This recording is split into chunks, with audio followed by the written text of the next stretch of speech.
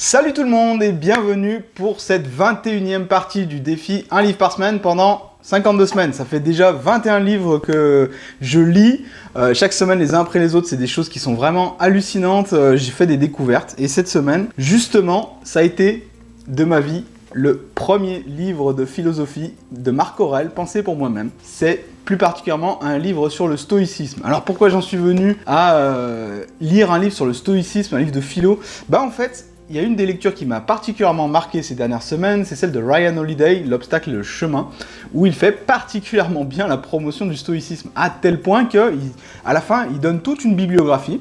Et après avoir analysé sa bibliographie, le point de départ idéal pour savoir ce que c'est le stoïcisme et par où commencer, c'est tout simplement Marc Aurèle. Et vous avez vu, il y a marqué « Suivi du manuel d'Épictète ». Et franchement, c'est effectivement bon. C'est pas très gros, mais ça possède quand même pas mal de mots, vu qu'il possède 222 pages pour 69 000 mots, pratiquement 70 000. Donc c'est quand même une belle bête, c'est un peu plus gros que ça en a l'air. Et j'ai particulièrement adoré ce bouquin, même si j'ai quelques défauts à lui reprocher. Jingle.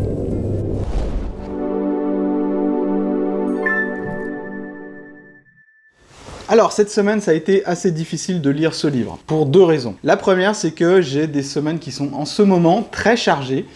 J'effectue des conférences pour un peu partout en France. Et le truc, c'est que ça prend du temps à les créer, ces conférences, parce que je les recrée de toutes pièces. Et voilà, du coup, le temps pour la lecture, on rogne un peu dessus, en fait. Et du coup, je me suis retrouvé à lire plusieurs jours d'affilée, énormément de pages, et le début de la semaine, j'avais rien lu du tout, ou presque. La deuxième raison pour laquelle c'est très difficile de lire un livre de philo, et notamment Marc Aurèle pensé pour moi-même, en une semaine, c'est que, voilà, alors comment il est constitué? Il est constitué de plusieurs livres, et ces livres ont chacun des points, en chiffres romains, vous voyez, c'est des pensées en fait. C'est tout simplement des pensées qu'il s'écrivait à lui-même. Le truc, c'est que pour bien les assimiler, pour bien les digérer, pour bien les intégrer, si vous voulez vraiment en faire une philosophie de vie, c'est le cas de le dire, pour moi, il est essentiel de l'intégrer petit à petit. Et donc, pour moi, l'idéal aurait été de lire un point chaque jour. Un ou deux points chaque jour pour bien les intégrer. Et là, du coup, avec la lecture à la semaine, c'est très rapide pour intégrer ça. C'est trop rapide même, donc c'est un peu dommage. J'y reviendrai dessus, ça c'est sûr et certain. Et voilà, c'est ce qui a fait que la lecture de ce livre était un petit peu difficile. J'étais un peu frustré, voilà. Mais sinon, c'était génial. C'est juste que pour un livre par semaine, c'est pas le bouquin idéal pour commencer. Ça c'est clair, c'est pas le bouquin idéal qui se prête à ce genre de défi. Marc Aurèle, ça se respecte, quoi, voilà. L'empereur romain philosophe. Donc justement, le début du livre, ça parle de son histoire, ce qu'il a vécu. Et on apprend par exemple que la procrastination, c'est quelque chose que lui-même éprouvait. Et ça date d'il y a un petit moment quand même, Marc Aurèle. C'était il y a pratiquement 2000 ans. Il régnait aux alentours de 161 après Jésus-Christ. Et donc déjà, il parlait d'école à domicile parce que ses parents, enfin sa mère le mettait dans l'école à domicile parce que l'école publique avait déjà des lacunes. Déjà à l'époque, on se rend compte de ça. Et on se rend compte qu'il remettait déjà des choses à plus tard. Donc, ah ouais, quand même, la procrastination, ça date pas de la révolution numérique, ça date de l'époque des Romains déjà. Donc ça m'a bien fait rire. Autre chose, alors, le livre est constitué de 12 livres. Un livre, il y a 12 livres dans un livre. En fait, ce qu'ils appellent un livre, c'est des petits recueils. Vous allez avoir entre 20 et 50 petits paragraphes. Ces petits paragraphes décrivent à chaque fois une pensée, sans doute des réflexions qu'il se faisait à lui-même pour plus tard. Et c'est le premier défaut du livre que j'ai à le reprocher, c'est que, c'est pas un gros défaut, parce que franchement j'ai vraiment beaucoup absorbé, c'est que il y a pas mal de redondance. C'est-à-dire que vous allez avoir des sujets qui sont exprimés, des pensées qui sont exprimées, et puis 2 livres plus tard, vous allez retrouver les mêmes mais formulés autrement. Ce qui fait que c'est parfois un petit peu redondant, donc c'est dommage. La deuxième chose, c'est que malgré que ce soit très bien traduit, ça reste pas très facile d'accès, donc si vous commencez vraiment vos défis lecture, vous risquez d'avoir des problèmes à tout suivre et à tout comprendre. Donc si vous voulez lire beaucoup, vous allez voir défiler les mots sans vraiment comprendre ce que vous lisez. C'est pour ça qu'il faut vraiment y aller petit bout par petit bout, digérer, pensée par pensée. Franchement, je regrette de ne pas avoir lu ce livre beaucoup plus tôt. Ces 12 livres, j'ai quand même décelé un petit fil conducteur, pour savoir un petit peu l'idée, pour vous donner un petit peu l'idée de ce qu'on y trouve dedans. Le premier livre, pour moi, c'est un petit peu la description du stoïcisme. Comment on vit le stoïcisme? Le stoïcisme, en fait, c'est rester stoïque. C'est avoir le contrôle de ses émotions, être un peu distancié, ne pas attendre trop de choses de la vie, mais en même temps accepter et être avec beaucoup de gratitude ce qui s'offre à vous. C'est de pas du tout s'apitoyer sur son sort ou s'apitoyer sur le sort des autres. Donc ça peut donner un effet un petit peu... quelqu'un qui vit du stoïcisme ou qui vit avec les principes du stoïcisme, on peut avoir l'impression que c'est pas un rigolo tous les jours, mais ça reste quand même une façon de trouver la sérénité qui est, à mon sens, assez intense et assez intéressante. Donc, le deuxième livre traite justement de la procrastination, donc quelques pensées, pourquoi on remettra plus tard en fait, et de la brièveté de la vie, c'est-à-dire que c'est là la fameuse formule Memento mori, souviens-toi que tu vas mourir en fait, mais c'est pas pris d'un air pour casser le moral, c'est vraiment présenté sous profites-en pour faire des choses, tu vas mourir un jour, sois-en conscient, toutes les choses meurent, ne t'attache pas trop aux choses, et profites-en pour vivre la vie que tu as envie de vivre. Donc ça, c'est déjà le développement personnel à l'époque des Romains, quoi. Donc ça, c'est vraiment très intéressant, c'est Memento Mori, ça m'a vraiment plu. Le livre 3, pour vous donner une idée, je vous le synthétise en une phrase, hein, parce que franchement, sinon, ça part trop dans tous les sens. Le stoïcisme, c'est trop vaste pour être résumé en une chronique de bouquin, quoi. Ne pas s'écarter du but, donc là encore, c'est en rapport avec la concentration, la procrastination, etc. C'est vraiment très intéressant.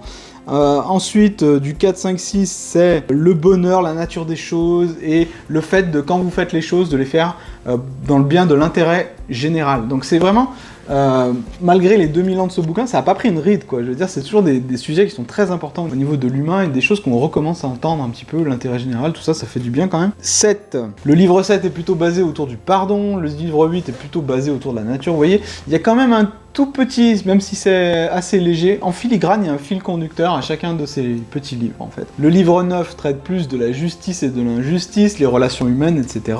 Le livre 10, la nature. Le livre 11, c'est plus la droiture et les relations avec les autres. Donc vous voyez, on couvre absolument toutes les parties de l'être humain, tout ce qui lui est important et toutes ses façons de penser. Le truc que j'ai adoré, et vraiment rien que pour ça, ça vaut l'achat de ce bouquin, c'est le manuel d'Épictète. Vous voyez, c'est marqué « Pensez pour moi-même », suivi du manuel d'Épictète. Alors, je suis arrivé à ça du livre, hein, donc pratiquement tout le livre. Le dernier livre était fini, le dernier livre, 12, voilà, on arrivait au dernier point, et après c'était Manuel d'Épictète. Épictète était le disciple d'un philosophe qui vivait en moins 50 avant Jésus-Christ, donc c'était vraiment il y a très très ancien. Et là, le truc, c'est que là, il n'y a pas de redondance, parce que Épictète, voilà, ça dure ça du livre. Hein. Vous avez peut-être une vingtaine de points dans lesquels vous avez des choses, mais qui sont très très puissantes. Je vais vous lire un passage.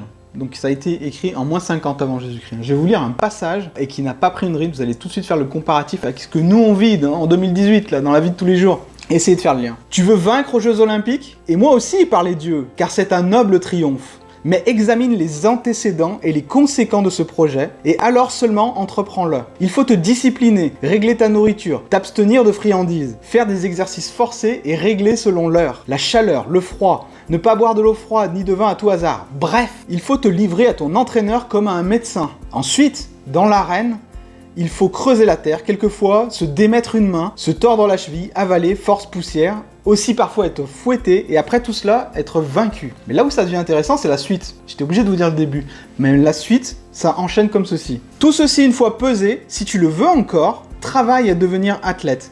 Sinon, tu te comporteras comme les enfants qui jouent. Tantôt aux lutteurs, tantôt aux gladiateurs, qui sonnent maintenant de la trompette et qui font les tragédiens ensuite. Et il en sera de même pour toi. Tantôt tu seras athlète, tantôt gladiateur, puis rhéteur, ensuite philosophe, et jamais rien de toute ton âme. Donc là, c'est spécifiquement ciblé aux gens qui s'éparpillent dans plein de projets sans se concentrer sur un seul. Tout simplement, ils n'arrivent pas à se discipliner, donc finalement, ils font un peu tout, et ça continue. Mais, tel un singe, tu imiteras tout spectacle que tu verras, et l'une après l'autre, chaque chose te plaira. Est-ce que ça, on peut pas le retransmettre en 2018 et faire le parallèle? Parce que franchement, quand je regarde autour de moi, il y a beaucoup de gens qui pourraient correspondre à la définition du singe d'Épictète. Ce livre, c'est une véritable claque, particulièrement le manuel d'Épictète à la fin. En fait, moi je verrais bien une appli où chaque jour il y a une pensée de Marc Aurèle ou une pensée d'Épictète qui vient, boum, nous motiver de bon matin. Donc voilà, c'était Jean-Yves pour une chronique qui vous a peut-être plu, j'espère en tout cas. Dites-le moi dans les commentaires si ça vous a plu. Là, la petite nouveauté, c'est que cette fois-ci, je vous ai lu un passage. Est-ce que c'est bien, est-ce que c'est pas bien? J'attends votre retour sur ce point. En fait, de toute façon, j'attends votre retour sur tous les points.